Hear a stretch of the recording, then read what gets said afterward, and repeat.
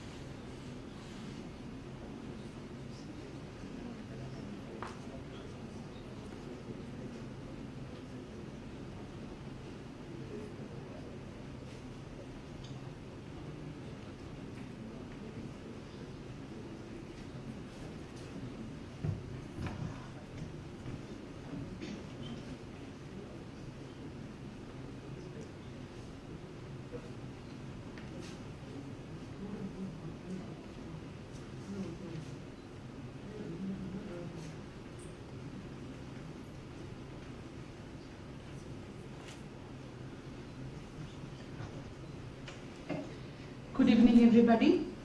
On behalf of Madras School of Economics, I welcome you all on the occasion of the release of the book, India's Contemporary Macroeconomic Themes, Looking Beyond 2020, edited by Dr. D.K. Srivastava and Dr. K.R. Shanmugam, to mark the 90th birthday celebration of Dr. C. Rangarajan.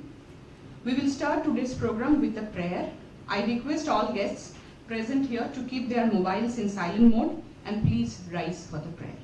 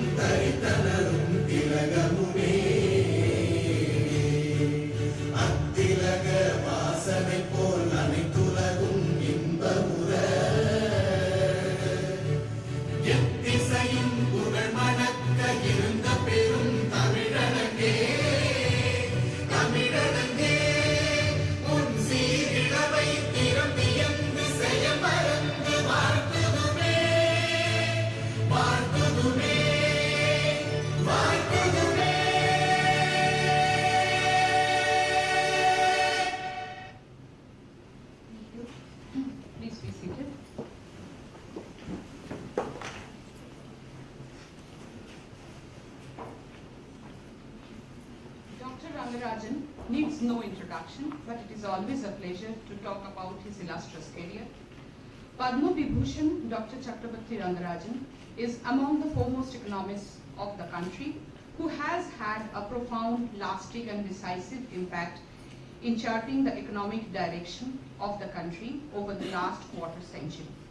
A governor of Reserve Bank of India during 1992 to 97, he was part of the core team of economic administrators involved in the strategy, design and implementation of India's path-breaking economic reforms in the 1990s under the leadership of the then Prime Minister Narasimha Rao and Finance Minister Dr. Manmohan Singh.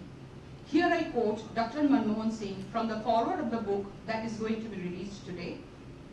Dr. Sri Rangarajan's 90th birth anniversary is an occasion for us to reflect on his immense contribution towards the Indian economy and the monetary policy of our country. He has completed 90 fulfilling years. His journey has taken him around and at the peaks of the financial and economic world globally. I have not known anyone more dependable, more impartial and more valuable in the advice he gave as the chairman of the Prime Minister's Economic Advisory Council. As the governor of Reserve Bank of India, he exerted profound influence in the formulation of monetary policy and exchange rate policies. I continue to quote him. This book examines various contemporary macroeconomic themes of India, growth and macro policies, fiscal reforms, government finances, and intergovernmental fiscal transfers, banking and monetary policy, and environmental and social sector policies. 44 eminent economists who have had the privilege of working with and learning from Dr. C. Rangarajan have contributed 25 chapters. I am sure that this book will serve as an excellent reference for professionals such as policymakers and financial analysts, students and other stakeholders interested in the field of economics and finance, unquote. Now I request our director, Dr. K.R. Shanmugam, who is one of the editors of the book as well, to address the gathering and welcome the guests.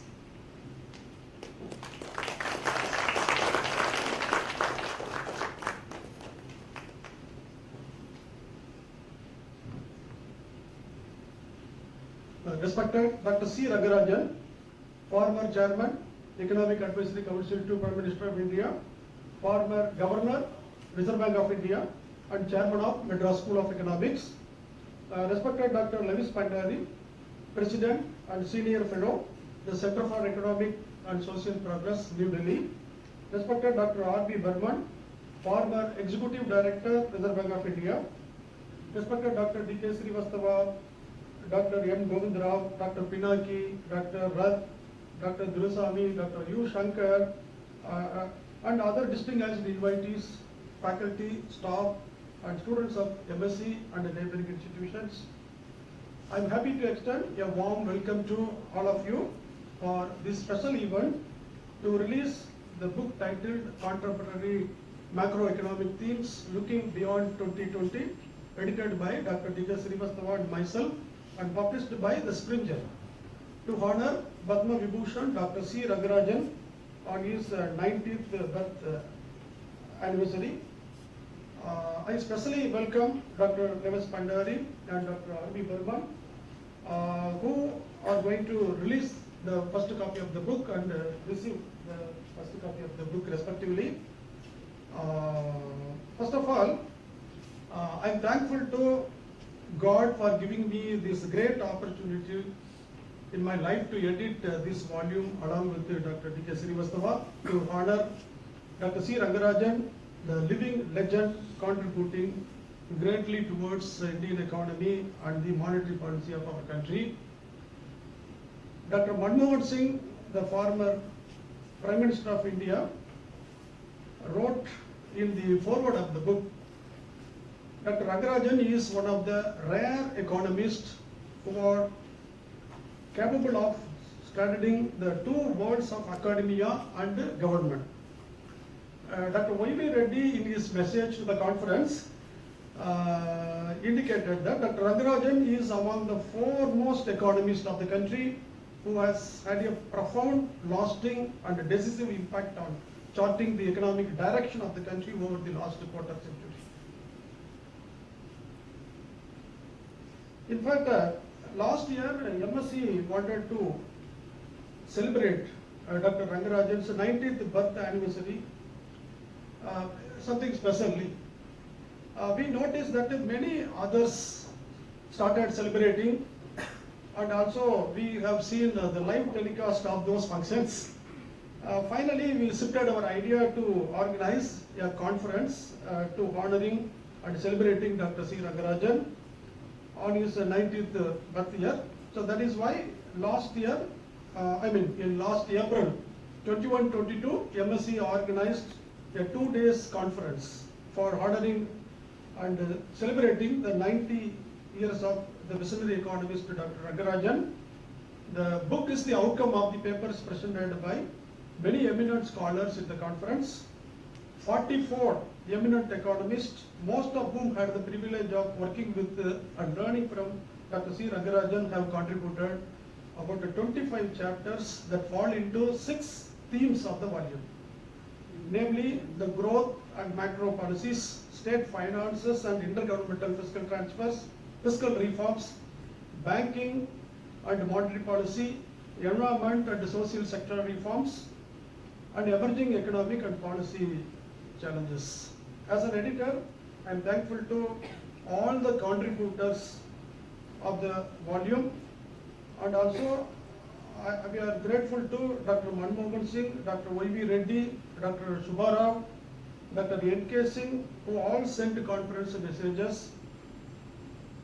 I am also grateful to Springer for publishing this volume within a short span of time. In fact, during the time of the conference, many eminent scholars, Dr. R.C.D. Vasan, Dr. M. Govindrao, Dr. Brinda Viswanathan, Dr. Lakshmi Kumar, Dr. K.S. Kavikumar, Dr. N.S. Siddharthan shared the sessions and gave useful comments to all the paper presenters. So in this occasion, I am also thanking all of them.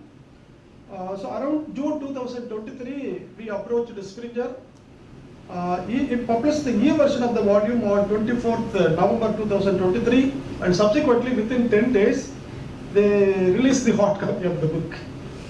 So within 6 months, the Springer brought out this volume. Despite the e-book is priced at euro 128 euro dollar. It is equivalent to about 11,600 rupees. But hardbound cost around 160 euro dollar. Each chapter also selling through email version. Each chapter cost about 30 euro dollar. So already we found that as on date 2,500 access. So 2,500 copies were already sold out within 2-3 months. So our sincere thanks to Springer.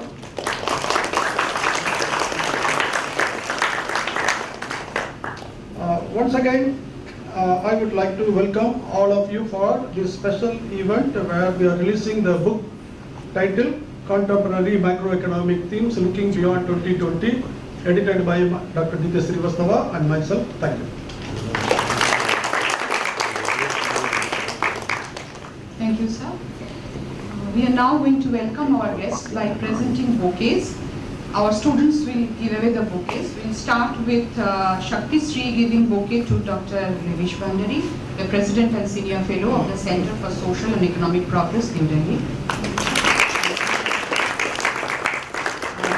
Ms. Srividya will be giving bouquet to Dr. R.B. Barman, the former Executive Director of Reserve Bank of India, Mumbai. Ms. Kritika will give the bouquet to Dr. C. Rangarajan.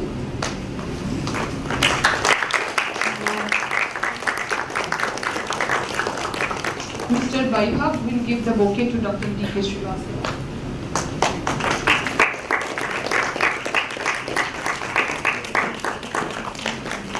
Mr. Nitish will give the bouquet to our director, Dr. K.R. Chandra.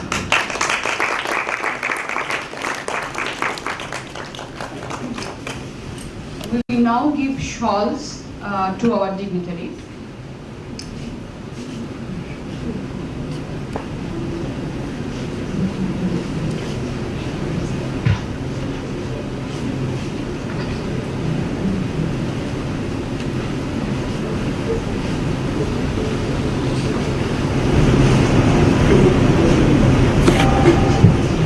Dr. Laveesh Bhandari.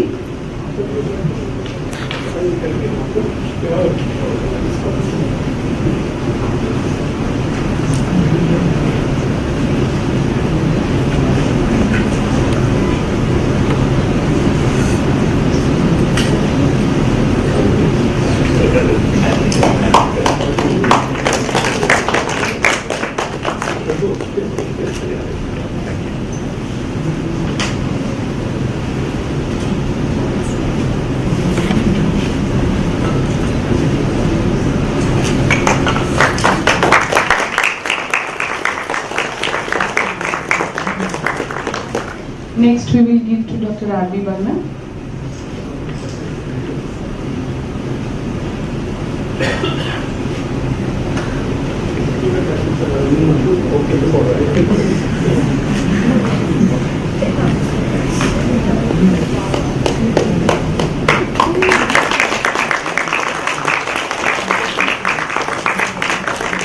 Next we will give to our chairman.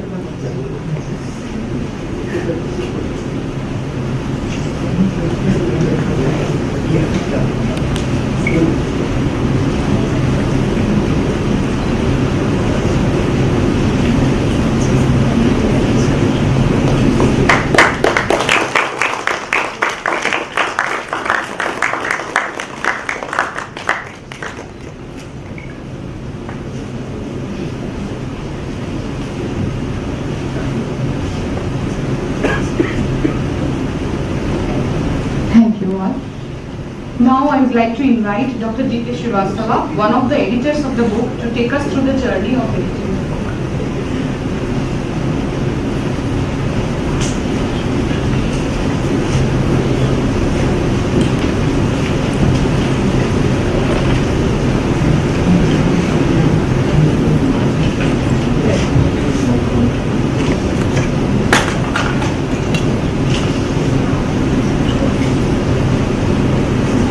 Dr. Rangarajan, Dr. Bhandari, Dr. Barman, Dr. Shinmugam, fellow contributors to the volume, distinguished guests, MSc faculty, staff and students, and ladies and gentlemen. This volume is in many ways an expression of gratefulness of many of Dr. Rangarajan's colleagues to whom he has been a friend, philosopher and guide for long years.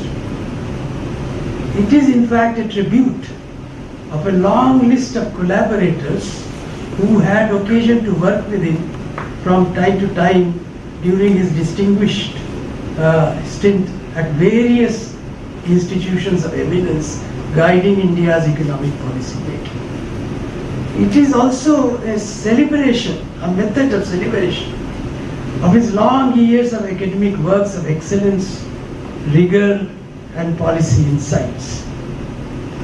As a co-author, a co-worker, a co-researcher, I have had the privilege of learning from Dr. Rangarajan many unique values and academic and life lessons.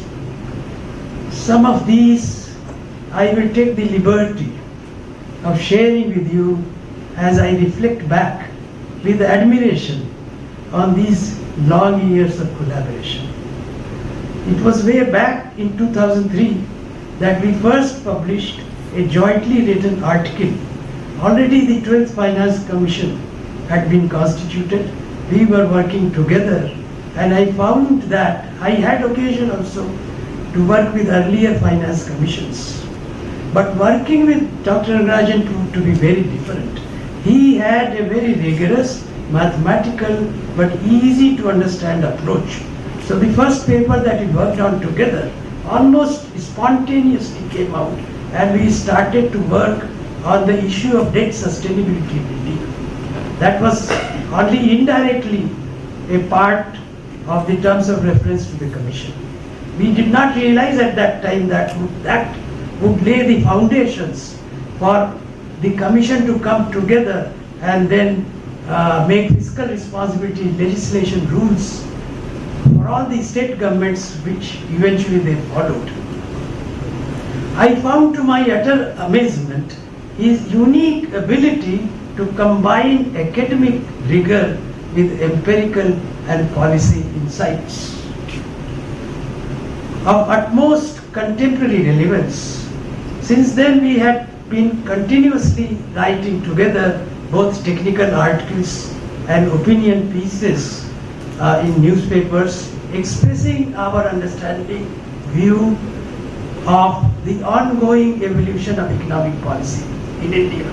Since 2014 we have been writing together these reviews, and in fact last year I think it was this organization called CUTS which brought out a compilation of the articles that we had written, and that compilation covered only 2 years of our research, and it had 39 pieces that gave a commentary of our understanding and review of the evolution of policy of the current government.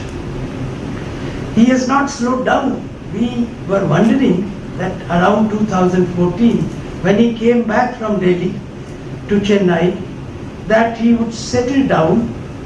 Many of us thought that he would now take matters easy and rest on his laurels, but not Dr. Rangarajan. He continued to work, and he would continue to work with much greater energy and enthusiasm and devotion than any of us could match.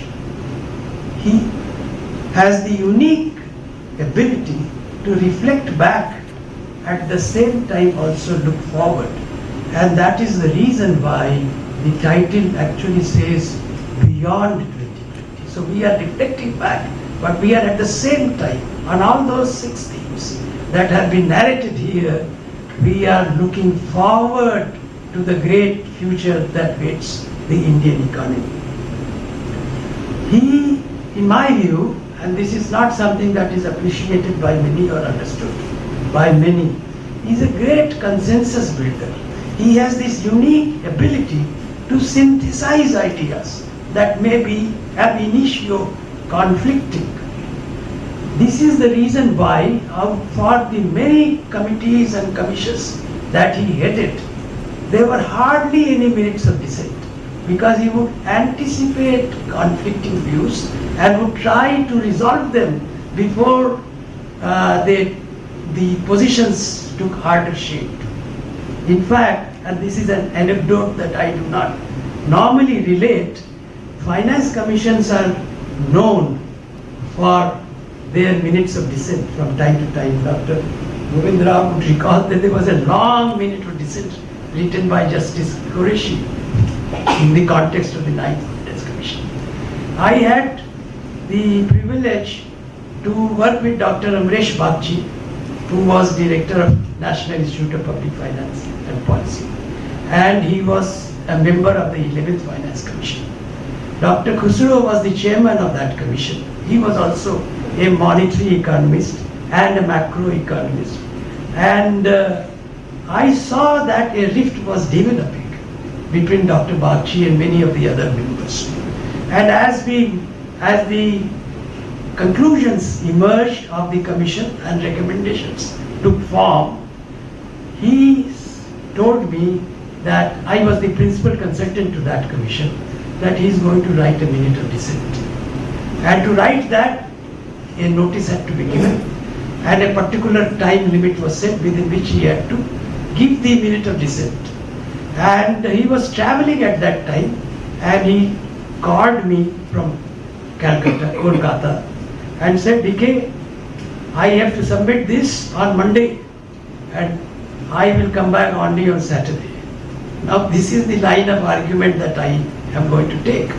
You draft the minute of dissent, and we will finalize it on Sunday. You come to my house. So this is how it happened. I drafted the minute of dissent. I went to his residence, and he finalized the minute of dissent, and it was submitted. Then the commission called me, and they said, you are not a principal consultant to Dr. Bhandari. You are a consultant to the commission. Therefore, now write the response to this minute of dissent. And therefore, I had the unique privilege of drafting both the dissent and its response, and luckily I own neither.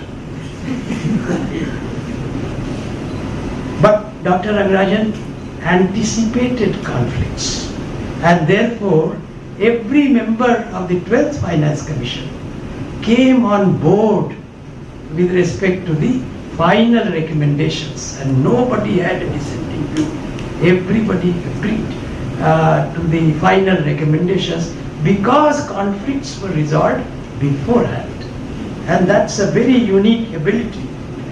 He is a collaborator of research, and he has maintained long years of his association with many of his former students, colleagues, co-workers, and therefore as editors we found it was very easy for us to actually gather contributions of eminence. The moment we wrote to them, we had a spontaneous, immediate response agreeing to contribute to the volume, and said that they are feeling privileged for getting the opportunity to contribute to this very timely contribution.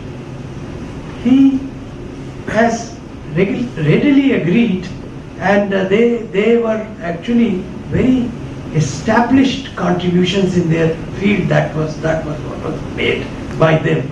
This is the reason why this unique feature of the volume is that it is looking backwards as well as looking forward at the same time.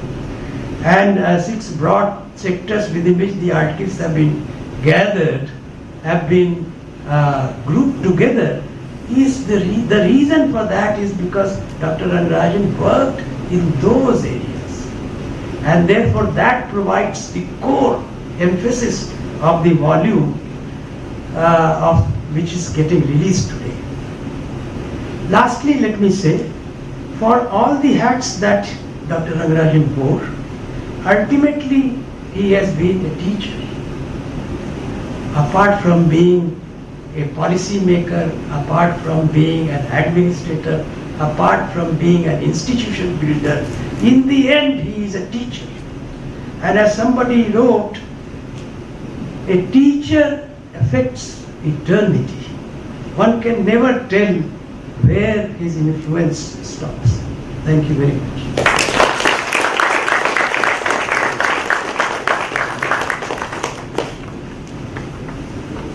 Thank you very much, sir.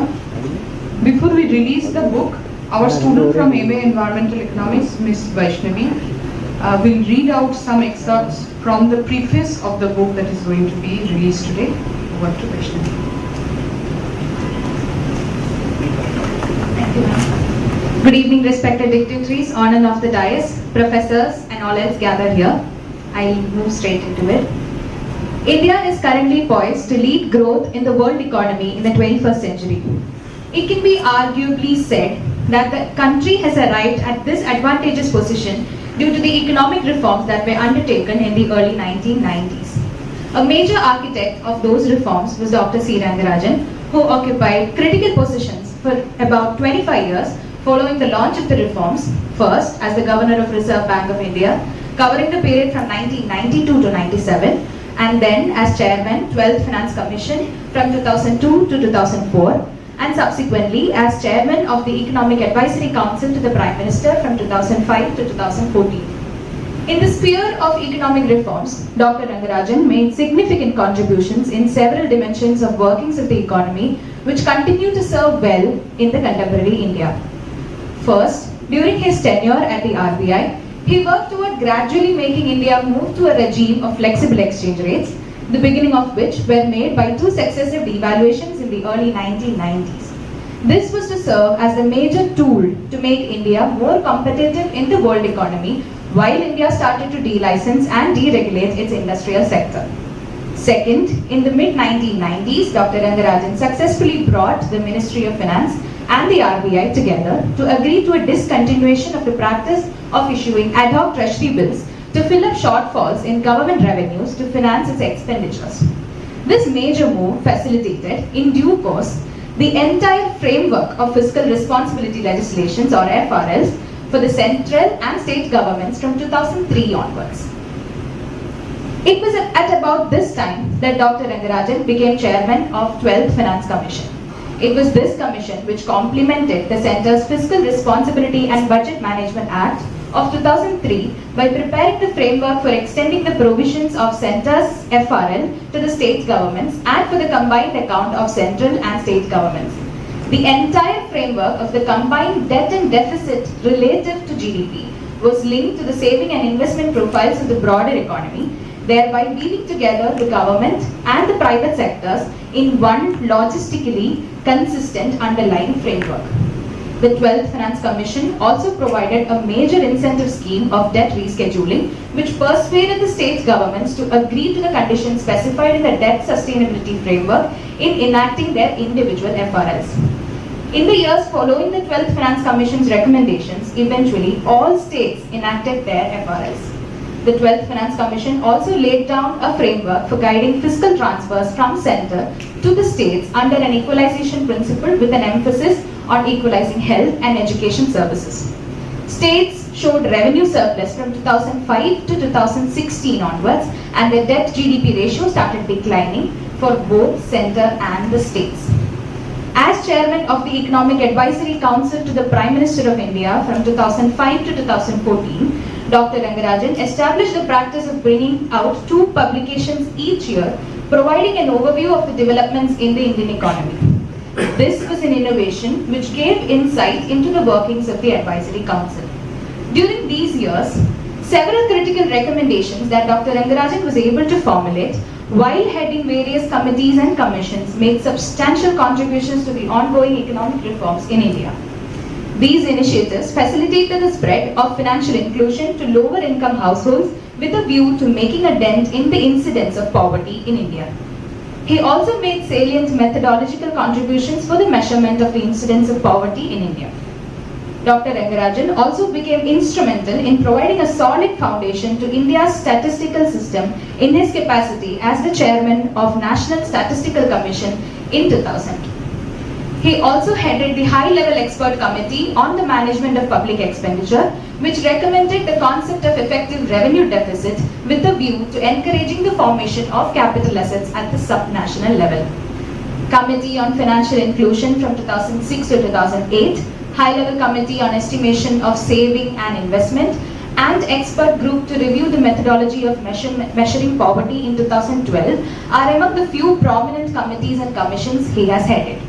In May 2020, the Tamil Nadu government formed a high-level committee chaired by Dr. Rangarajan to advise the government on the medium-term response after COVID-19 lockdown period.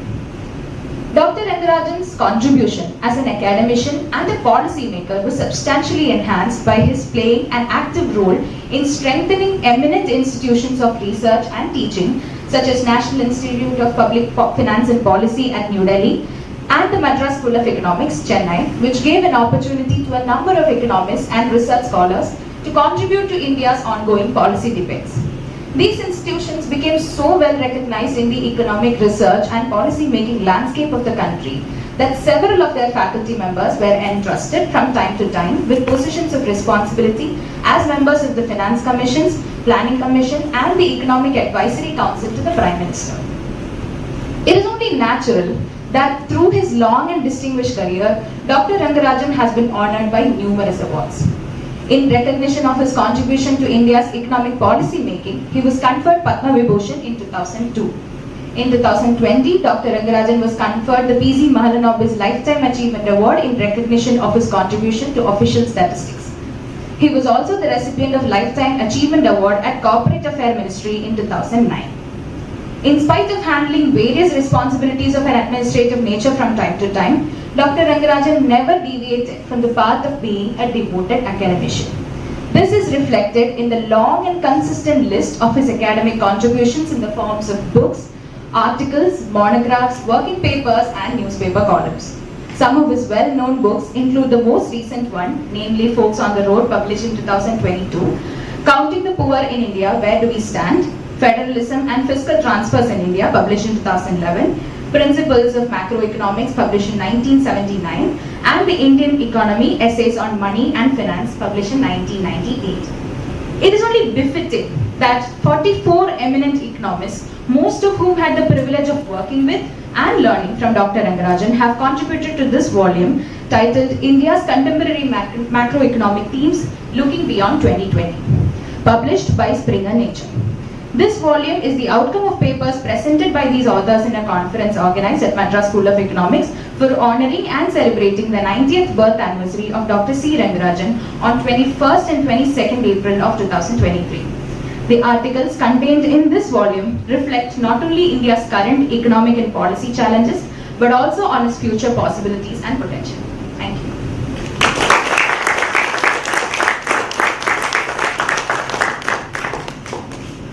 Vaishnavi. Let me now take the opportunity to introduce the special guests for today's program. Dr. Laveesh Bhandari, who has graced today's occasion and will be releasing the book, India's Contemporary Macroeconomic Themes, Looking Beyond 2020, and Dr. R.V. Barman, former Executive Director of Reserve Bank of India, Mumbai, who will receive the first copy of the book. Dr. Laveesh Bhandari is the President and a Senior Fellow at the Center for Social and Economic Progress, New Delhi. Dr. Bhandari has published widely on subjects related to sustainable livelihoods, industrial, economic and social reforms in India, economic geography and financial inclusion. He received his PhD in economics from Boston University, for which he was awarded the best thesis in international economics. He has taught economics at Boston University and IIT Delhi. Dr. R.J. Barman, the former Executive Director of RBI, holds PhD in Industrial Economics, and his main area of professional interest is Business Information Technology and Payment System. He is the advisor to the National Payments Corporation of India, and his contribution in the development of RTGS, NEFT, NECS and mobile payments, ATM and policy thereof are very well known. I now request Dr. Bhandari to release the book and hand over the first copy of the book to Dr. Barman.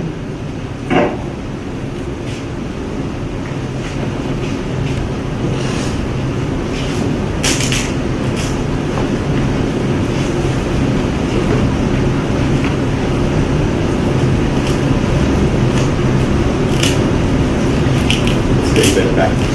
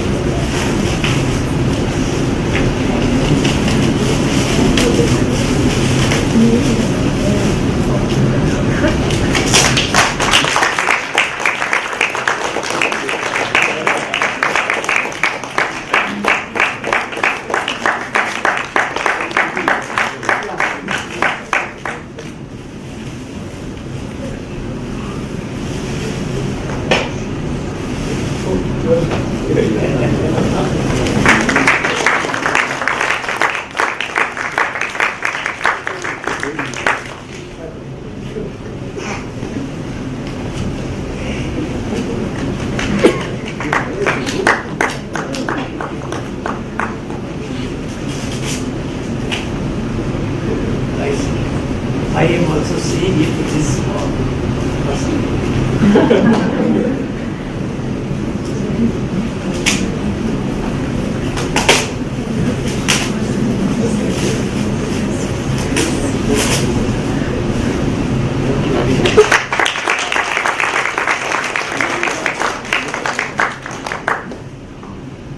Thank you very much.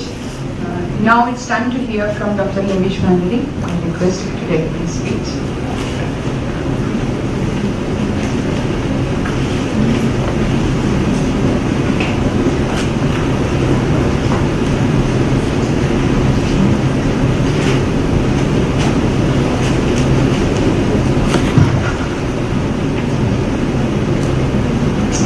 I must thank the Madras School of Economics and Springer for inviting me here. It's such an important event, the release of a volume on macroeconomics in honor of one of India's greatest economists and policymakers, Dr. C. Rangarajan. A deep intellect who has helped steer India from a medium-sized economy grappling with decades of low growth and endemic poverty to a large, dynamic, high-growth economy that the world today looks up to for economic and geopolitical leadership. Dr. Rangarajan, perhaps unknowingly, has been a teacher to so many of us, including those like me who watched from a distance in awe of the great mind who quietly and humbly went about facilitating the building of a strong economic foundation for all of us and many of succeeding generations to enjoy. India's growing success as a dynamic economy, full of energy and innovation, is a testament to Indians and the rest of the world. And it needs to be repeated again and again, lest the new generations forget. This growth and success rests on the shoulders of great minds and visionaries, whose dedication to the cause of our nation's success, their lifelong selfless contributions and leadership have steered us continually through into betterment.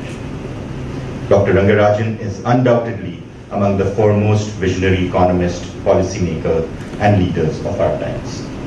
I can't help but repeat what must have been said umpteen times by many far more accomplished than myself. Thank you, sir. A short speech to describe his accolades and his role in shaping the nation is not enough, and indeed much has already been said. I would therefore, rather than talk about the amazing contributions that Dr. Rangarajan has made, also talk about how his contributions have helped, will help, and continue to, have helped are helping and continue to help India move forward. I would like to emphasize that which our Honorable Dr. Manmohan Singh wrote about Dr. Rangarajan in this book. Dr. Rangarajan is one of the few economists in this country who balanced government and academia, one of the few who understood that growth and inclusion are two sides of the same coin. And Dr. Rangarajan is a rare intellect who could successively weave the two together. Under his guidance, India was able to tackle the triple crisis, fiscal, financial, balance of payment that ensued in the 80s and 90s. The steps taken under his leadership as the governor of RBI helped reduce external debt to GDP ratio, increase trade to GDP ratio, and accumulate foreign currency reserves that we are so proud of today. There were many thoughtful and visionary steps that allowed the nation to recover from the brink of what could have been a hugely difficult economic and financial crisis that eventually engulfed many other Asian countries. Fast forward 25 years to the India of today, where India has quite rightfully gained the status of a robust economic powerhouse while simultaneously addressing geopolitical, environmental, employment, and fiscal challenges, amongst others. Yes, India's growth and transformation does need to be watched closely, and I am happy to report that this volume does precisely that. It is an excellent work of scholarship that brings forth immaculate and dedicated research on India's current macroeconomic trends by India's foremost economic minds. This book is divided into 6 broad themes, which are of course interconnected, as all economic decisions are. While prediction and determinism is becoming ever more difficult in this ever so dynamic world, laden with continuous changes, opportunities, threats and crises, the thrill and burden of an economist is in the art of constantly understanding, predicting, re-understanding, and modifying one's predictions. All traits that Dr. Rangarajan displayed and has taught us. I'm glad to say that the chapters in this book achieve that and much more. And now let me briefly summarize the broad expanse of the volume, which already has been, but I think it needs to be repeated. The first theme is growth and macro policies. The articles under this theme look at India's long-term, medium, and short-term growth possibilities. It looks at, among other things, how global uncertainties and internal factors, such as India's demographic dividend, can affect India's growth path. The second theme, namely state finances and intergovernmental fiscal transfers, looks at the role of state finances, government transfers, and their effects on economic growth, the implication of GST on revenues and state finances, and also the expenditure needs and revenue capacities of the states. The third theme on fiscal reforms looks at the effect of public expenditure reforms and the benefits of reducing debt. The fourth theme is on banking and monetary policy. The articles under this theme include those on monetary policy, price stabilization, banking reforms, bank NPAs, and a discussion on cash and debt management, among others. The fifth theme on environment and social sector policy, an area very close to my own scholarship and heart, looks at how India can achieve sustainable development goals, generate jobs, and grow at the same time. It looks at fiscal policies in tackling climate change, the multidimensional inequality of opportunity in India. And finally, the sixth theme, that on emerging economy and policy challenges, looks at emerging challenges and opportunities such as forecasting framework for projecting state-level fiscal imbalances, the role of machine learning in economics, the role of the Indian statistical system, and perspectives on India's external sector in bringing capital and trade flows. What is amazing that all of these areas are areas that Dr. Rangarajan has worked on. I cannot think of any economist, or actually even a group of economists, who have had such a wide expanse. And it's not just the width, it's the depth which we all celebrate today. Given the shortage of time, I have no option but to conclude. And once again, I want to reiterate, this is an excellent scholarship and does justice to the great personality it seeks to honor. Thank you, sir. Thank you.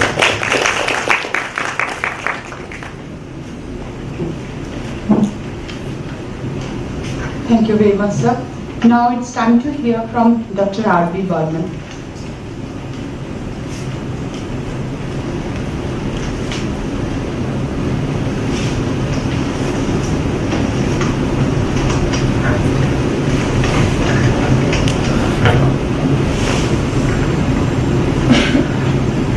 Mahaguru, Dr. Rangarajan, high dignitaries and friends.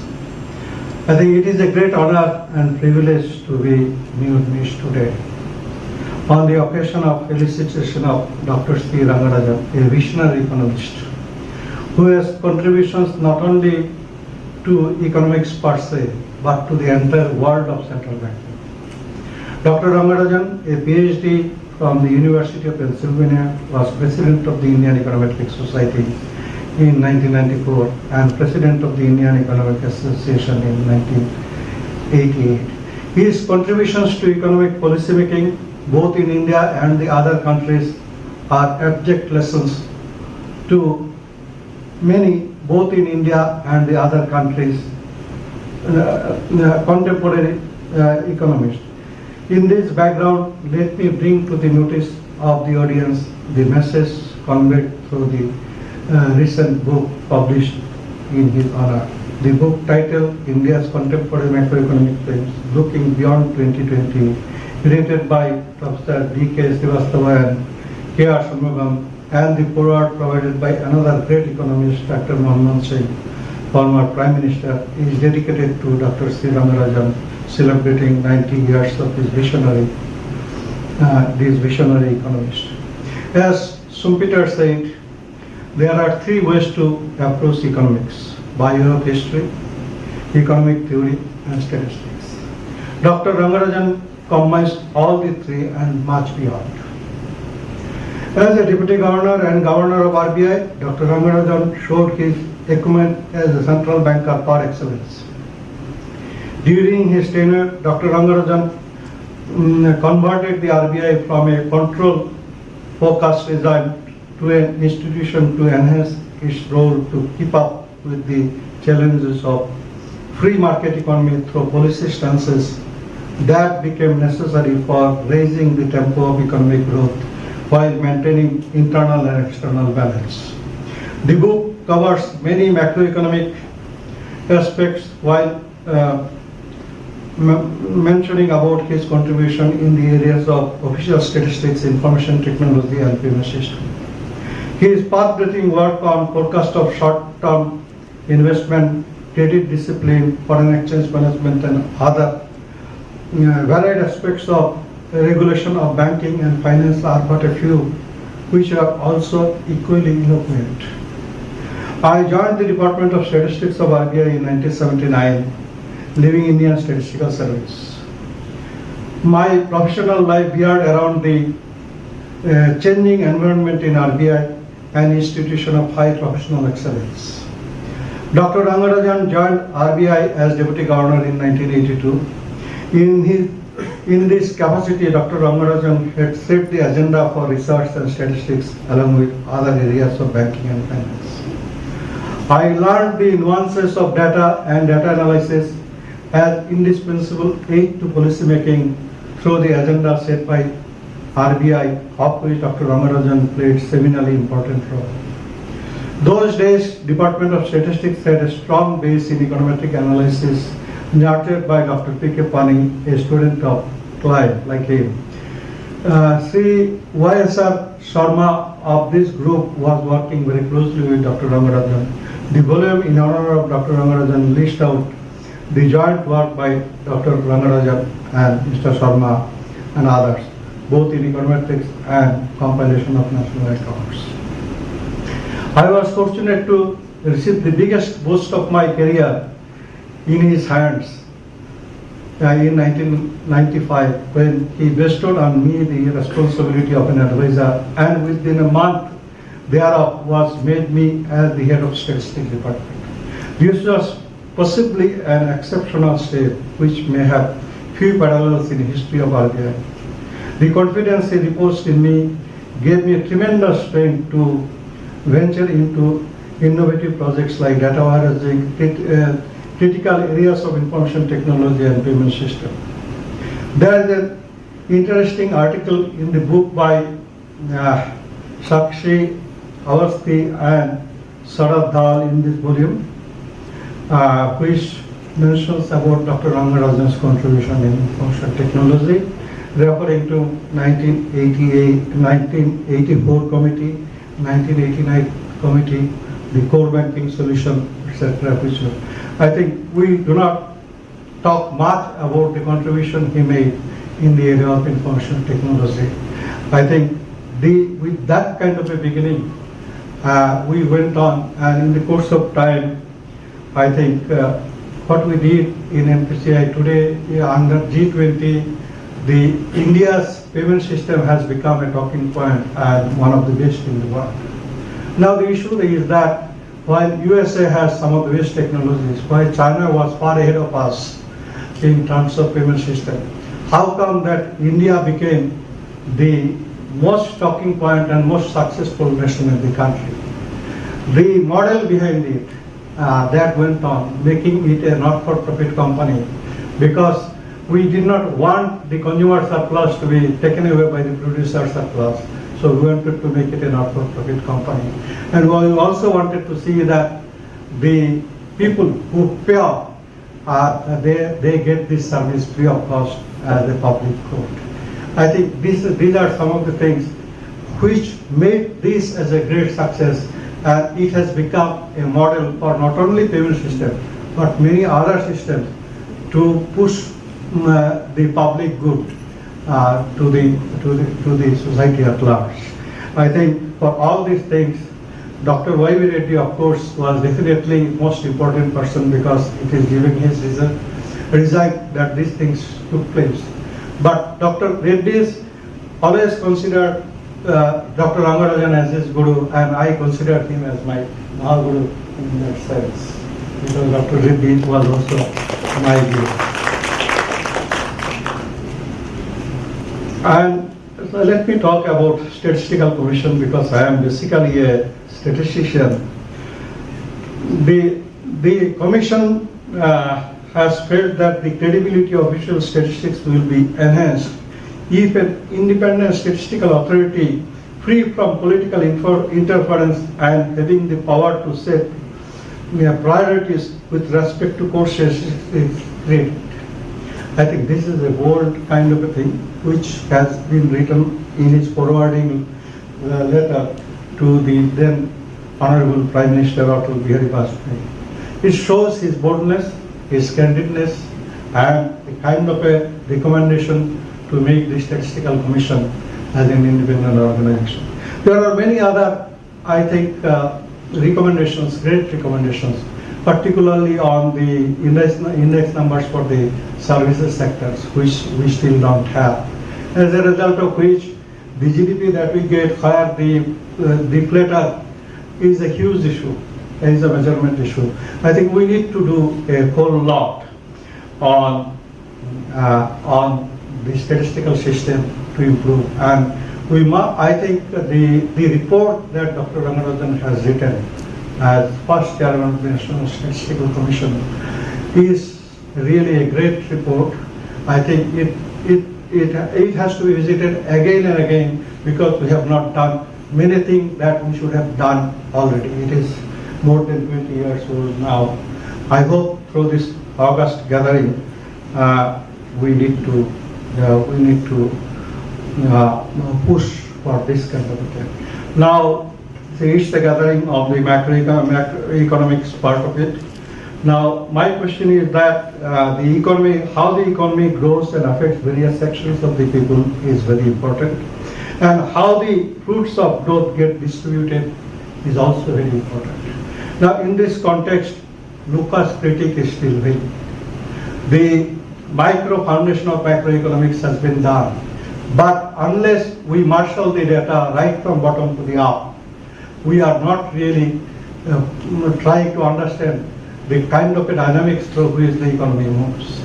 And even now, when we aggregate, we lose sight of the distribution. Each of the variables of explaining GDP are highly skewed.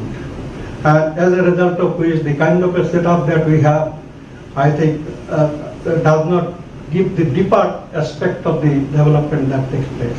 I think it is in this context that model must capture the micro behavior of individuals and structure of their mutual interactions. I think this is the areas in which I request all of you to move on. So I am very much interested in this kind of a thing. I am also looking forward to some of the things, because in a traditional regression setup or cointegration setup, say after we put up the model, everything goes to the errors. But ultimately, it is basically the stochastic process and the dynamics that is important, and that is what we need to capture. Now, coming to some of the finer aspects of the Dr. Rangarajan's, I think, things. Once, I think one research professor in this staff college asked that he is from a different, said, how do you define central banking? He said that central banking is not an art, not a science, but it's a craft. So the kind of a pragmatism that is there in this talk talks very volumes about his approach to economics. Also, say the then Chief Minister of Andhra Pradesh wanted that Dr. Rangarajan should only become the Governor of Andhra Pradesh. And in that capacity, I think it is wonderful things for Andhra Pradesh, Telangana, today the IT infrastructure, etc., which we see, I think he has greatly contributed that. So he has many feathers, many dimensions. I thought that I should pick up some of the dimensions which are not much known to the people.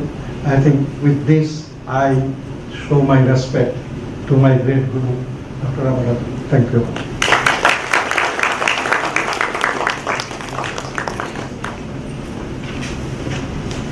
Thank you very much, sir.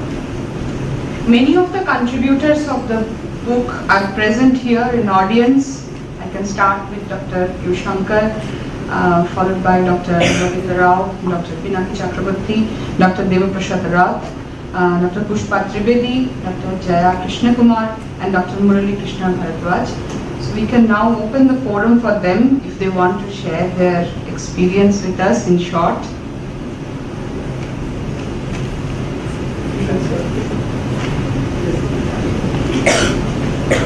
Let's welcome Dr. Ravindra Rao.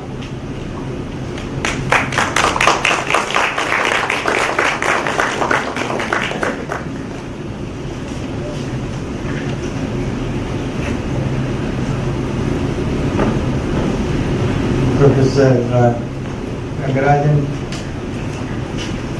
distinguished members who are present here,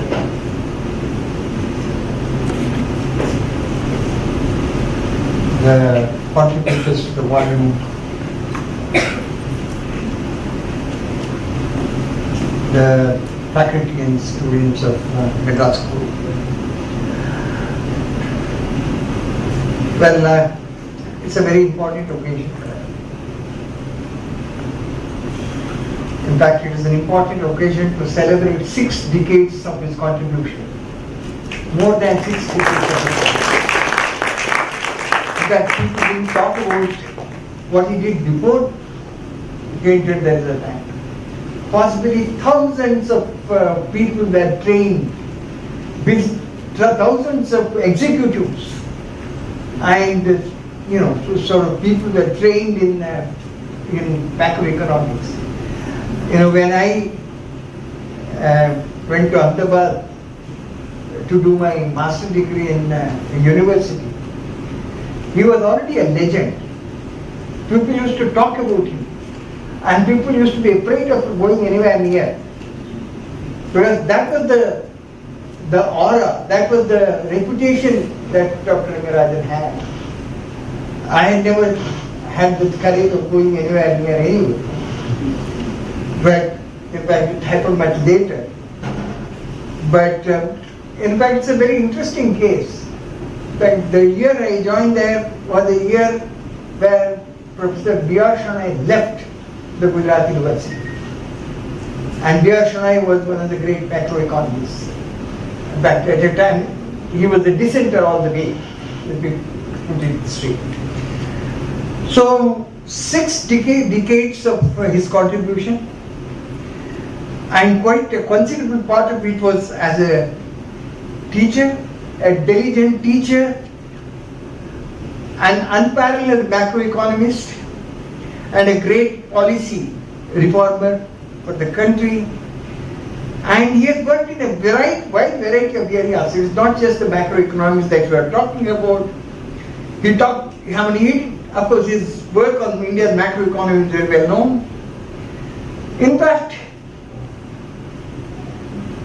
his association with, or the collaboration, I would say, with Dr. Manmohan Singh was unparalleled. In fact, for Dr. Manmohan Singh, he was the go-to man. For any problem that he had, he would go to Dr. Rangarajan. It may be the reconstruction, providing a reconstruction package for Kashmir. In fact, that's not somebody talked about. Dr. Rangarajan designed a reconstruction package for Kashmir. It may be on gas pricing. These are the things people don't talk about. People only talk about macroeconomy. There's already, Dr. Barman already talked about the statistical system. And of course, everybody knows about his contribution to the measurement of poverty.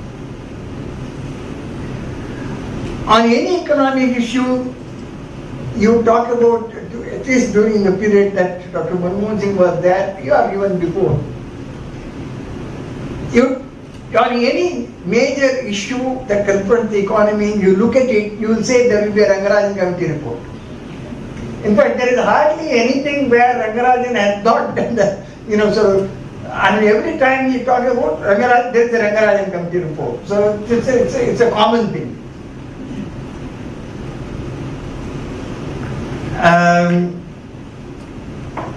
He had held variety of positions: professor, deputy governor of the Reserve Bank, member of the Planning Commission, governor of the Reserve Bank of India, governor of Andhra Pradesh, chairman of the Finance Commission, chairman of the Economic Advisory Council to the Prime Minister, and of course, has been a great institution builder thereafter. Even as the chairman of the governor of Andhra Pradesh, he was the chairman of the National Institute of Public Finance and Policy. When I joined the institute as a director, in fact, I had the council for all the 10 years that I was the director. I had the advice and guidance from him throughout the period. His reforms are well known, the major reforms. In fact, if one wants to see the reform, the way he addressed many of these reforms in a very challenging environment, one should see his books on the road and one should read them. He was instrumental in stopping automatic monetization of the deficits, adopt treasury bills and all that. He was instrumental in aligning the exchange rate to the market rate in that sense of the term. We don't really see it now, but look at the thing. We had an autarkic economic regime. From that autarkic economic regime, you are trying to bring in the market forces. And in a very calibrated manner, so that without disturbing the things. And of course, touching exchange rate is a taboo at the time, because devaluation is a big thing. And there is a very interesting case. He talks about the hop, step, and jump in his book. And again, sort of freeing interest rates from being completely controlled. Again bringing in the market forces there. And in the process trying to minimize the financial depression. In fact, financial depression has continued to a considerable extent, but the direction, the way in which he showed that is amazing. And so there are many more. I do not want to, lots of things have already been said, and I don't want to repeat many of them. one of the important things that one has to say, the right person at the right time in the right place when the reforms were required. Whether he liked it or not, but he led the economy into that. Now, in fact, he quotes in his this thing. Somebody asked him whether did you really enjoy those challenges. And he says, in retrospect, it is. But the point is, we don't know at that time. So, well, he did meet the challenges, and I think it's a great lesson for the younger generation. And he has made the contribution in the last 60 years or more.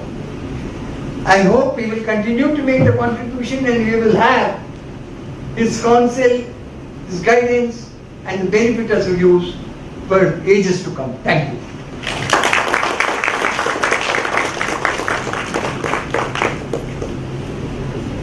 Thank you, sir. Let's welcome Dr. U. Shankar.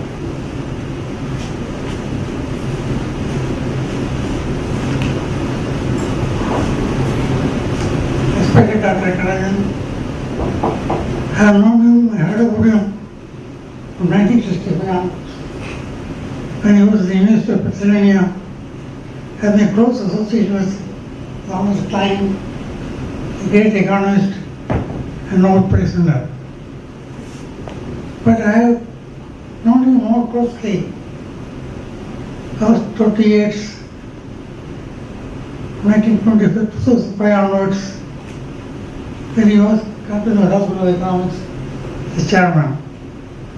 And he has done wonderful things to make the Madras School of Economics very strong, very viable. Now there's more courses, 5 courses, and as even a BA, and he made Madras School of Economics financially viable, and it's a wonderful thing to make the Madras School of Economics famous. He also responsible along with Dr. Rao for making it an institution of special importance, and we thank him for a great contribution. One thing I want to say, he is known not only for his greatness in policy making, but also in producing many good books and reports. I remember 2 or 3 things. The only, when he was the deputy governor, opened the monetary system of Subhash Chakravarti. I read the book many times and learned a lot about monetary policy. Then his report on the National Statistics Commission is wonderful, very bulky, and I know that every section statistics and also others spoke about its contribution at the Reserve Bank of India and chairman of the Economic Advisory Council. What advice is quietness, very quiet, very simple way of life, and always never gets angry. No play is all. And thank you. Wish you more of good life. Thank you.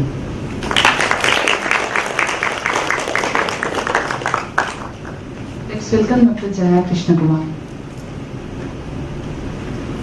Thank you very much. Good evening, distinguished honorable guests and invitees. I didn't come prepared for any speech, but I've just taken the opportunity given to me. I have contributed a chapter in this volume.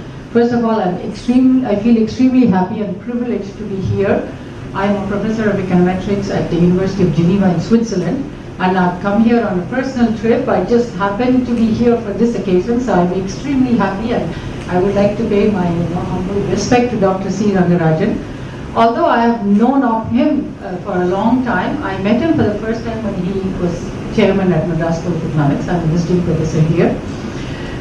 People have said, everybody has said they know everything about his distinguished career and all his contributions. What I want to say is from the human point of view, I want to just highlight his supreme human qualities of easy accessibility to everyone, and very gentle and friendly interactions and discussions with everyone, whatever the level of the person be, whether it be a student or anybody. And that is something that really struck me the most whenever I meet him. And then of course the next thing that strikes the most is that his immediate, instantaneous response and solution to any question that you ask in any field, as we said, that he has the depth and width of the range of areas that he has touched upon is simply limitless, and but his instantaneous reaction to any question that you may ask, or even reaction and comments to a paper that's being presented, and which is extremely relevant, and answering the question that a doubt that somebody may have, and that's extremely impressive. And I've always been, I've learned a lot, even if it's very short conversations. I'm extremely grateful to that, to Dr. Rangarajan for that. Every time I've interacted and discussed with him, I've learned a whole lot of things in econometrics, and in other areas also. So thank you very much for the opportunity to say a few words here, and my privilege and honor to be here on this occasion. Thank you. Thank you, ma'am. Any other contributor? Please welcome Dr. Pilaki Chakravarti.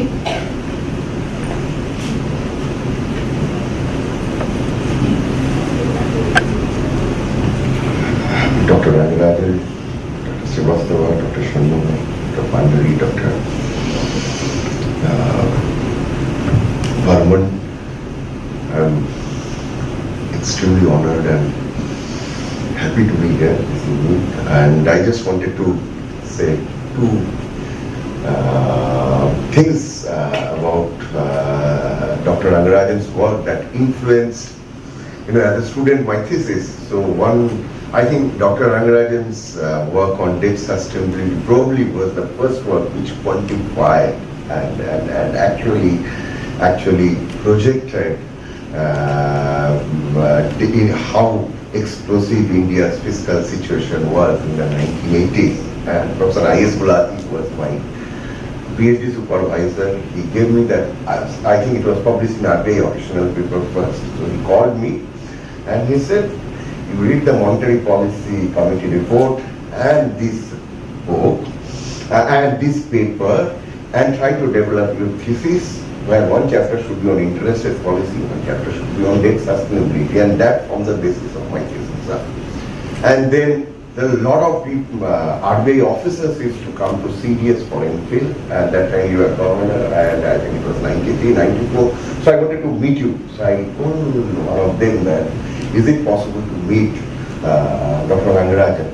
And he was a very junior officer. I said, yes, you could go to Bombay, and if you take an appointment, we'll meet you. What is the problem?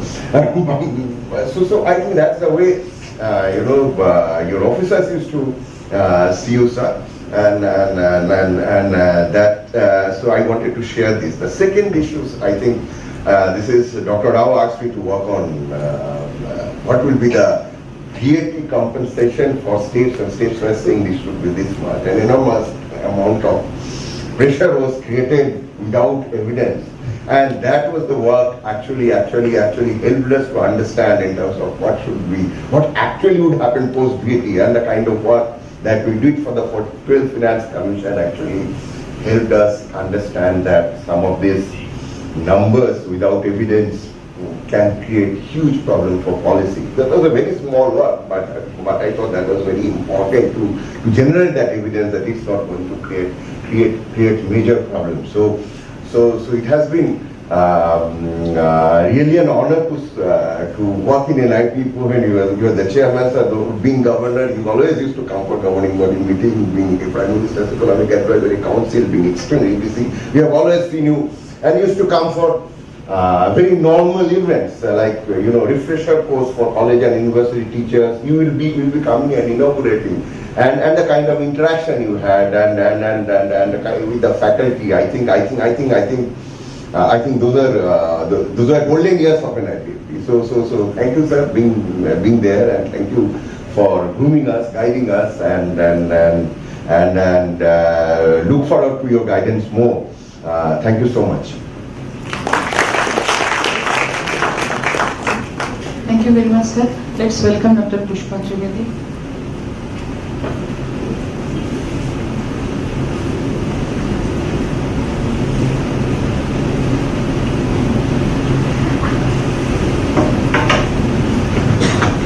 First and foremost, I would like to pay my respect to Dr. Rangarajan. His academic contribution, his administration, his policy making, etc., everybody has talked about. What I wish to talk about is that his support to academia, his support to institution building. I was in University of Mumbai, and there we have RBI unit, and a lot of research was carried out in that unit under the leadership of Professor P.R. Barman, and he would give me literature after literature written by Dr. Rangarajan, and I was fascinated by his writing, and I used to wonder how can one write so much, every almost every week I would get something or the other to read on my table. In that unit, after that, Professor G.C. DeCosta, who was my guide, he took over, and he was expert in international economics.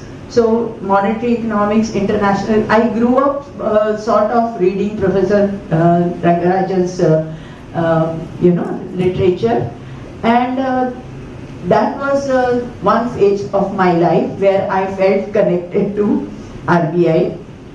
Then after completing my PhD, I came to IIT Bombay, and there also the presence of Dr. Rangarajan was very much felt, because there was an MOU between IIT Bombay and the Reserve Bank of India, in which Dr. Rangarajan had played a very important role, an instrumental role.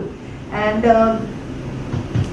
the students who came to do PhD from RBI, they were sort of connections between Dr. Rangarajan and faculty at IIT Bombay, and I happened to interact with all those students, and to some extent also it was not only a one-sided knowledge exchange.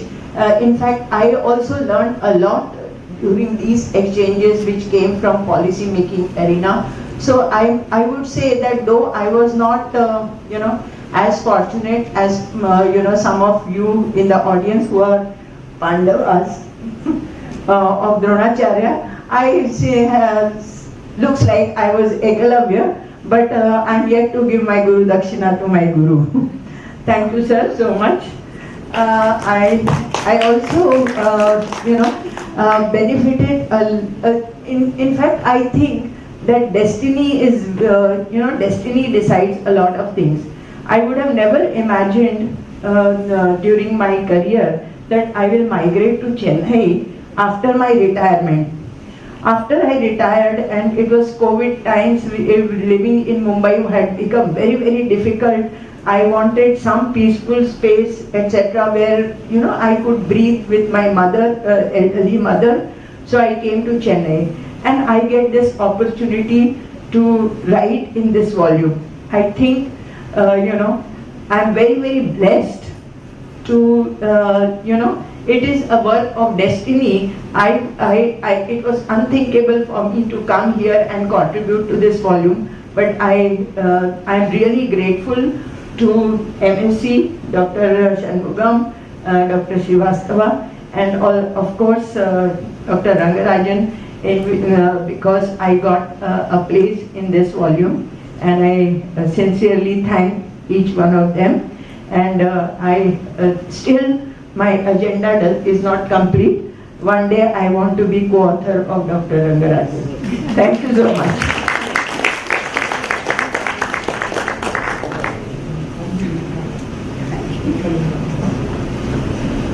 Thank you, ma'am.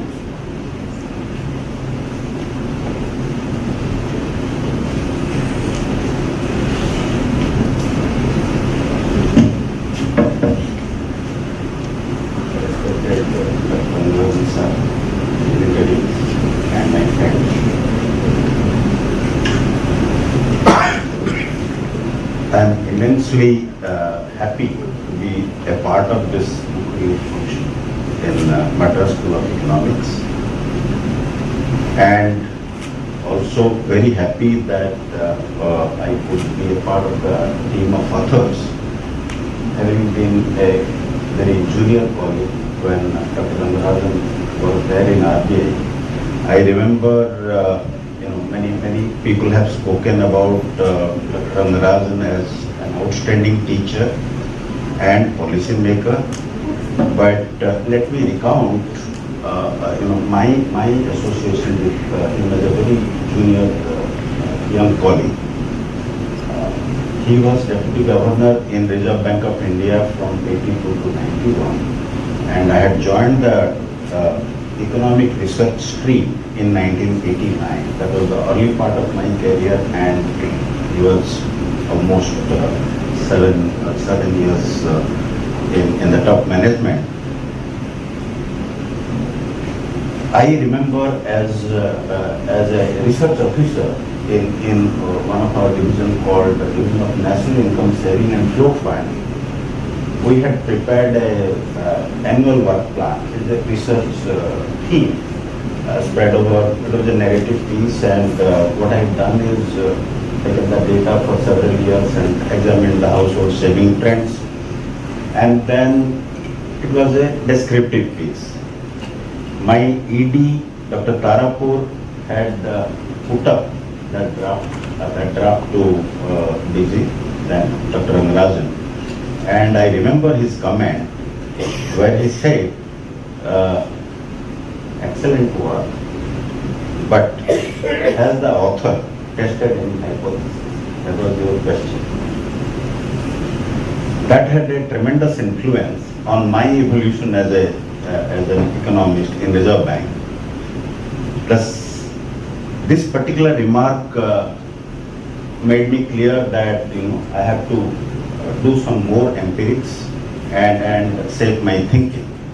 My next project was an area where Sir is known for his expertise, that is monetary policy. I worked on the endogenous money supply process as my PhD topic under Professor Arvind Jha in IBI.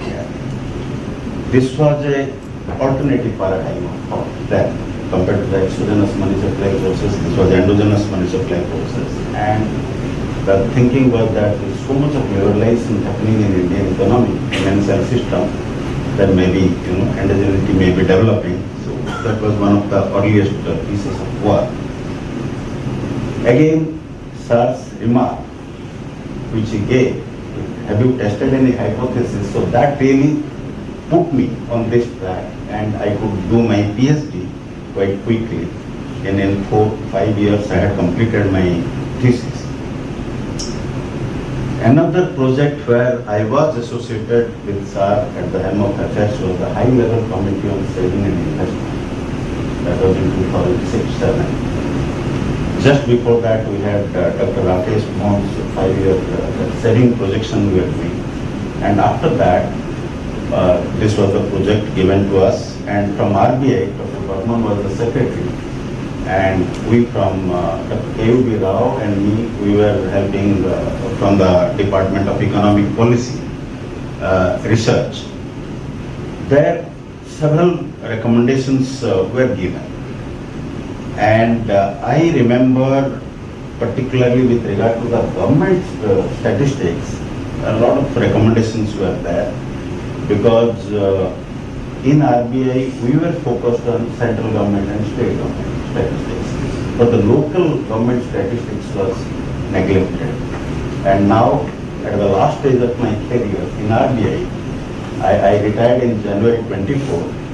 In November 22, we came out with the Municipal Financial Statistics Finance Report, November 22, and just now I gave Sir our Panchayat Finance Report, which was released in January 24.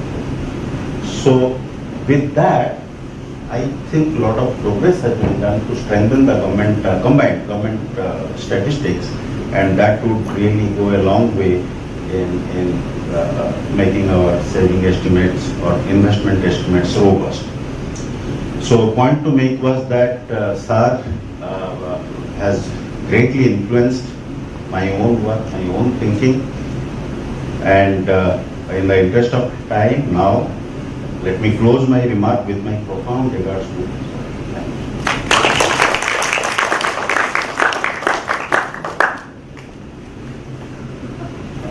Thank you, Dr. Krishna Bhargava. Now it's time to hear from our beloved chairman, Dr. C. Rangarajan.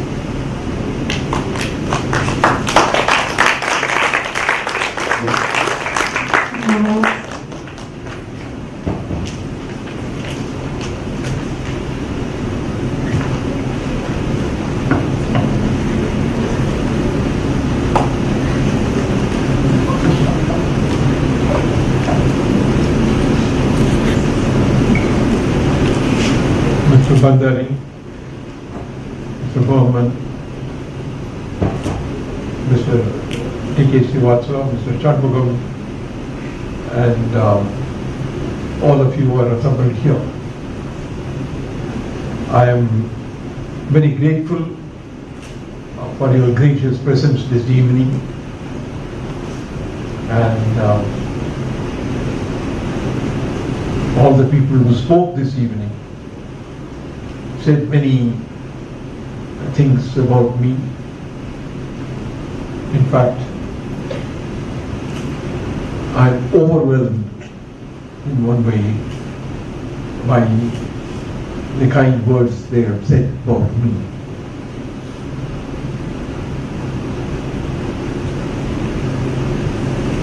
You know, it's difficult to look back over a long period, but I should say that Rangarajan mentioned about 6 decades of public life. Nearly a little less than half of it was spent in the academia. The rest was spent in public policy. And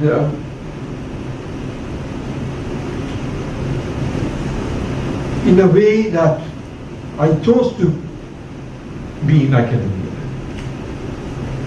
initially. Normally when you do your PhD after your master's program, the normal choice is to be in the academia. And that is what I did, and many others did that way. And the change came in 1982, and I did not plan it to move to the Reserve Bank of India. It was not in my radar at all at that time. On one day, I.G. Patel called me. I.G. Patel was the governor at that time, and said that whether I would like to be considered for the position of deputy governor. And I could not react immediately, and it took me more than a few minutes to react to it. And I said yes. But lo and behold, for the next 8 months I did not hear anything. And I had almost planned to go abroad by that time. I think you were connected to Boston University. So there was some correspondence in Boston University about my coming there as a visiting assignment. But suddenly on one day, it comes on the newspaper. And it was all a surprise. I mean, the way it went. And after I have seen it in the newspaper, I get a call from Dr. I.G. Patel. Come on board. Anyway, all that I can say is not everything in life is planned. Some things happen. Just out of the blue. But the point really is that unlike in the United States, where there is an exchange of people between the academia and the government in a way in which It is not one-way traffic. Very often in India, it is an one-way traffic. People go from academia to government, and very rarely they come back from government to academia. It doesn't happen. But in the US it happens. It has to happen because at the end of every 5 years, when there's a change of government, people who have been hired by the previous government will have to go back. So it happens. But in India it is not happening very much. Some have gone back, but they have gone back to the US, not gone back to India. And therefore, in a sense that this exchange is a good thing. And very often people used to ask me, was it very difficult to come from academia to the Reserve Bank? And my standard answer is, much of the work that Reserve Bank of India was doing was also academic, and therefore the transition is not all that difficult. But there is a great advantage in the influx of academic people who have been working on various problems, to come into government, stay in government, either continue in government or go back. I think this is a good thing. And I think the famous words of Keynes, when he talked about the people with ideas coming into government, that what he said was the ideas of economists and political philosophers, very interestingly he said, both when they are right and when they are wrong, are more powerful than is commonly understood. But he went on to say another interesting thing, that practical men who think that they are exempt from intellectual influence are many times the slaves of a defunct economist. So it all happens that way. Therefore, it's interesting to see the impact of intellectuals in government and how policy making is influenced or affected by it. We are already late, and I do not want to spend much time on what I did and how we did during the period I was involved in public policy making, except to say that policy making does get improved with the induction of people from academia, from the intellectual world. That is not something that we should sacrifice at all. I know lateral entry is not always liked by institutions and organizations because they think that somebody comes from outside, gets over us, and then that's not liked with the people who are inside. But in Reserve Bank, it has happened all the time. I mean, I think the governors of the Reserve Bank have never been from inside. There is only one case. I mean, there are people who have been, like me, deputy governors who have become governors. But as a deputy governor, one came from outside. And a deputy governor who has been somebody who has come from outside and stayed for 10 years is also a rarity. I don't think that there is any other example, except my colleague who also came along with me at that time, Dr. Amitabh Ghosh, not Dr. Mr. Amitabh Ghosh. The 2 terms as deputy governor is full to 10 years is also a rare occasion, because the Reserve Bank deputy governor is the rank of a secretary to the government, and there is very few people who will be appointed who can be secretary to government for 10 years. It doesn't happen. I came even before the age of 50 to Reserve Bank, or about 50 at that time.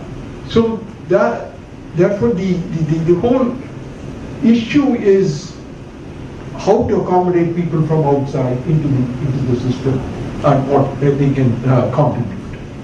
But I would only like to say that I liked academia, and I did a lot of work in academia. People refer to many books but I would like also for people to read books on whatever it's called, select essays on Indian economy, 2 volumes, which contain many of my research pieces done before 1980. Post 1982, I have done many things, but that are far more in the public light. But the earlier ones, which I have done, are all in that book. It's a 2-volume book, and it is taught out by Academic Foundation. There are a lot of things to be said about the way Indian economy has progressed, the problems that we faced in 1980s. 1980s had a very high rate of growth actually. 1980s, if you look at it in terms of number, had a rate of growth of 5.3% or 5.4%. But it was bought at a heavy price. At a heavy price of excessive fiscal deficit and excessive balance of payments deficit. And that ended up in the 1991 crisis. Many people say that, well, reform started even in the 1980s. I think there are some people who are fond of saying it. But I have to tell them 2 things. One, the reforms that were introduced in the 1980s, I don't say there are some reforms were introduced, even if you look at the Chakravarti Committee report and what we have done at that time, there is some movement towards it. I used to say that what we tried to do in the Reserve Bank in the late 1980s was to mimic the market. Since we are not allowing the market to operate, what we did was to mimic the market and see what the market could otherwise have done, let us do it. I mean, I think that is what we did.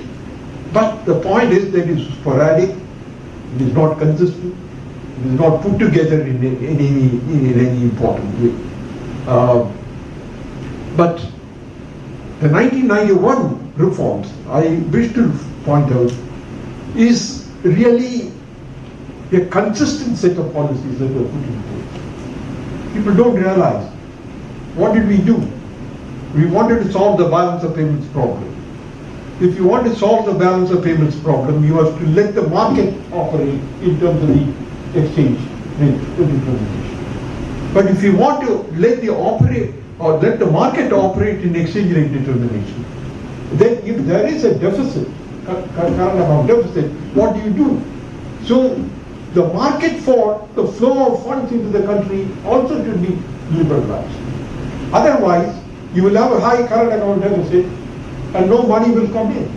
And therefore, the freeing of the exchange rate has also to be accompanied by modifying the entire scheme of things for in relation to the flow of funds into the country.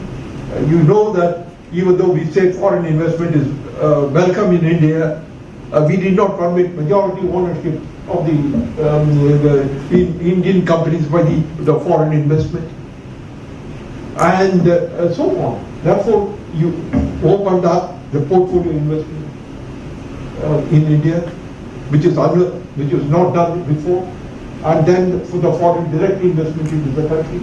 Therefore, you cannot simply say we open up the exchange market and we will move towards the market determined exchange rate. But simultaneously, you needed to open up also the flow of funds into the country. And then I think we also felt one of the reasons that I have mentioned in some of the articles in the 1980s, the balance of payments deficit and the fiscal deficit are not unrelated. In fact, it is the high fiscal deficit which also led to the imports of various types, which finally resulted in the current account deficit going up. Therefore, we need to attack the fiscal deficit also. So if you look at it, changes in monetary policy, changes in fiscal policies, changes in the trade policy were all regulated, or not regulated, were all integrated together. For example, trade policy. You open up the trade, allow the trade to be free, But then the question arises, as I mentioned earlier, what happens if there is a high trade deficit? Then you should allow the financing mechanism also to be opened up. So in one sense, I would say the first 5 years of the liberalization program is in many ways a highly integrated type of program. And it had a team of people at that time who could work together and really introduce the reform measures. There are many things that I could talk about, but it's already late, and I will wind up here. And I also to intervene tomorrow and day after. Therefore, I must reserve some thoughts for tomorrow and the day after. But what I will really say is that I'm deeply touched by the kind words many of you have said, and that's something that I will always carry with me, because many reforms that were introduced, as Govinda Rao reminded you, when people ask me, did you enjoy being Governor of the Reserve Bank of India? My answer is, I am enjoying it in retrospect. So at that time, it was always a matter of meeting the one crisis after another crisis. But once again, thanks a lot. As I said, I'm overwhelmed really by the kind words you have said. I have crossed 90. I'm actually 92 now. Wow. Because we are all talking about conference that was held about a year and a half ago and published now. Whether it is a milestone or not is what you have to tell me. But I do think that so long as I can be able to write, think and do things, I will continue to do it. I enjoy writing it, and I enjoy teaching. And therefore, as somebody said, once a teacher, always a teacher. So I cannot forget the first 15, 20 years of my academic career. In fact, very often people ask, why did you come back to India? Because I have to tell you this. I think I was doing very well in the US, and I had become tenured, not tenured. I was become almost a professor by the time of even before about 40 years, or even less. No, not 40, less than 40.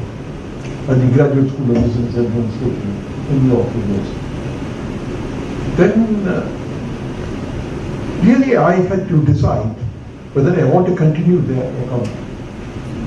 Many things crossed my mind. One is, of course, about policy making and getting involved in whether what you are doing is having an impact or not. And then also there was the family thing. Before that, I was shuttling between India and the United States. I will come here, teach for 2 years, and go back, and then come back. But that had also to be put an end to, because my child, was reaching the age of 5 or 6, and therefore wanted to decide whether somebody will study there or study in India, because there's a language problem, there is many things to go. So I had to make up my mind. But the real issue that came up was the Vietnam War. When the Vietnam War was going on, then in New York University there was a group, large group, faculty against Vietnam War. So I was also a member of that. That, it's a highly divisive issue in the United States. One faculty member who is not in this group, but who is actually supporting what the US government is doing, but it really asked me, we have no choice whether we like it or not, we have to be in this country. You are here, you are opposing the Vietnam War, why are you here? I think that decided it. So I came back to India and experienced many other things for following it, but I don't regret it. And I think I did the right thing, maybe for whatever reason. Thank you all. Thank you all.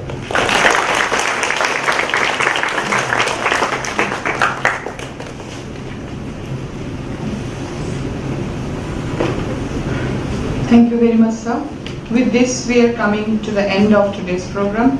Before we conclude, I would like to extend our sincere thanks to the publisher, Springer, and all the contributors to the book. Our special thanks to our special guests, Dr. Laveesh Bhandari and Dr. R.B. Barman, for gracing today's occasion. I would like to thank the editors of the book, Dr. K.R. Shanmugam and Dr. D.K. Srivastava. I also thank the audience, including the contributors who managed to be present here to make it a memorable occasion. I thank both our chairman and the director for their constant support to make the program a successful one.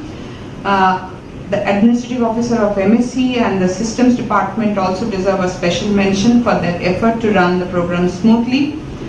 Our special thanks to our young faculties, Dr. Steffi Carmel and Dr. Blasi Augustine, for their sincere contribution to the organization of the program.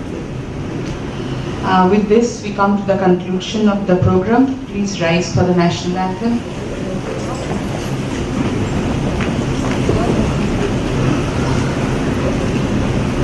Jana Gana Mana Adhinayaka Jaya He Bharata Bhagya Vidhata Punjab Sindh Gujarat Maratha Dravida Utkala Vanga Vindhya Himachala Yamuna Ganga Uchala Jaladhi Taranga Tava Shubha Name Jage Tava Shubha Ashish Mange Gahe Tava Jaya Gatha Jana Gana Mangala Dayaka Jaya He Bharat Bhagya Vidhata Jaya He Jaya He Jaya He Jaya Jaya Jaya Jaya He